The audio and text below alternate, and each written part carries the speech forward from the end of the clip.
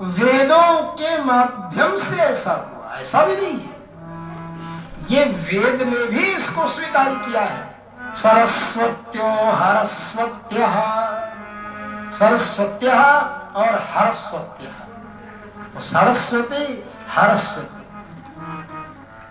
और श्रीम जो लक्ष्मी जी का बीज मंत्र है, श्री का बीज मंत्र श्रीम है, और श्रीम में सा को हा कर दिया तो हो गया ह्रीम।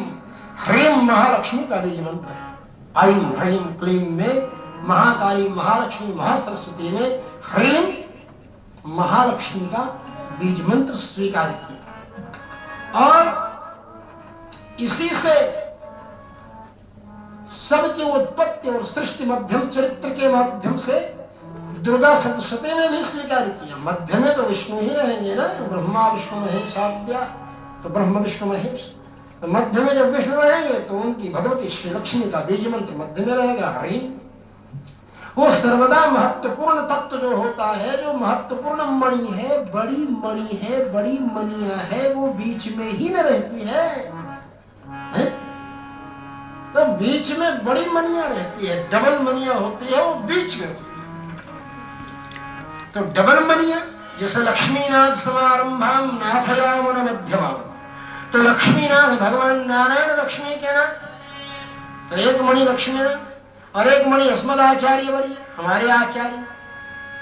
लेकिन मध्य में दो मणि है, नाथ मुनि और यामुन मुनि, तो दो मणि एक साथ जुड़ गई तो नाथ यामुन मध्यवा। मध्य में मध्यमणि के रूप में हमारे आचार्यों को स्वीकार किया। अमुना तपनातिशाय भूम्ना यतिराजेन निबद्धनायक श्री महती गुरुपंक्ति हारयष्ट्रिर्विबुधानां हृदयंगमा विभाति। श्री वैष्णवीय परंपरा में भगवत्पाद रामानुजाचार्य जी को उस गुरु परंपरा रूपी दिव्य तेजस्विनी माला के मध्य में मध्यमणि के रूप में नायक मणि, हार नायक मणि, उनको हार नायक मणि के रूप में स्वीकार किया गया। और इसीलिए भगवान का लेटेस्ट अवतार जो है चरम अभी तो श्री यादवेंद्र सरकार श्री कृष्णचंद्र जी का हुआ है द्वापर के अंत में। उसके बाद तो अब अवतार कलयुग में कल की अवतार होना विशेष है। भगवान श्री कृष्ण द्वापर के अंत में हम लोगों को उपदेश देते हैं अवतार लेकर। यदि आप अपनी संख्या बढ़ाकर संगठित रहेंगे तो आपका ही सिक्का चलेगा, नहीं तो आपको कोई पूछेगा भी नहीं।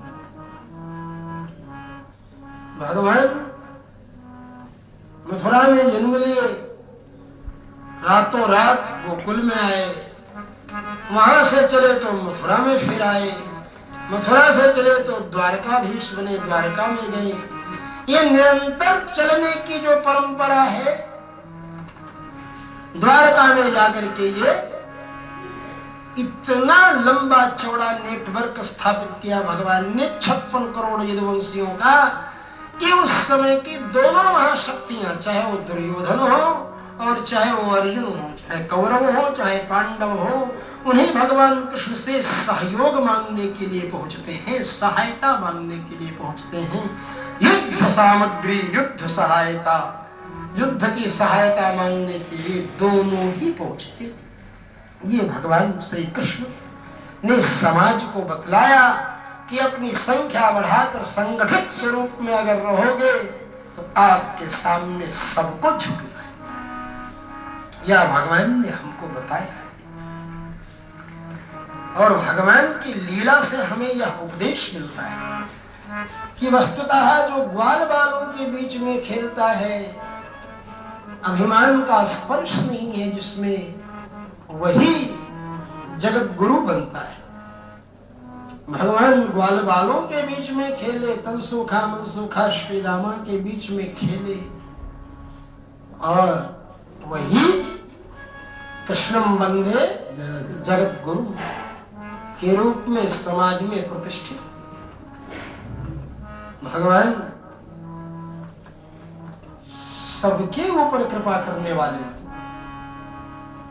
ऐसे कृपा करने वाले भगवान केवट का काम कर रहे हैं। माने केवट से इनकी उपमा दी गई। महाभारत रूपी रण नदी को पार कराने वाले, पांडवों की नौका को संभालने वाले कैवर्तक केशव। तो मैं इतनी सारी कथा अंग्रेजी उर्दू इन सब की आपको इसलिए सुना गया कि कैवर्तक शब्द कैसे केवट के रूप में बदल गया। कैवर्तक सब जगह मिलेगा यह विवेचन। शतरूपा और मनु जी के द्वारा मानवीय सृष्टि का विकास हुआ, सब कहते। कुछ कहते नहीं ये तो आदम हब्बा के द्वारा हुआ। स्वयंभू मनु और शतरूपा के द्वारा कैसे? आदम हब्बा के द्वारा हुआ प्रचार, इसका मानवीय सृष्टि का विकास विस्तार। तो बोले आदम हब्बा और कोई नहीं, ये मनु और शतरूपा ही आदम हब्बा है। शब्द बिगड़ करके इस तरह बन गए। अरे भाई आदो भवा आदिम आद्य, आदि में होने वाला आदिम, मध्य में होने वाला मध्यम, अंत में होने वाला अंतिम। आदिम शब्द बिगड़ करके आदम हो गया।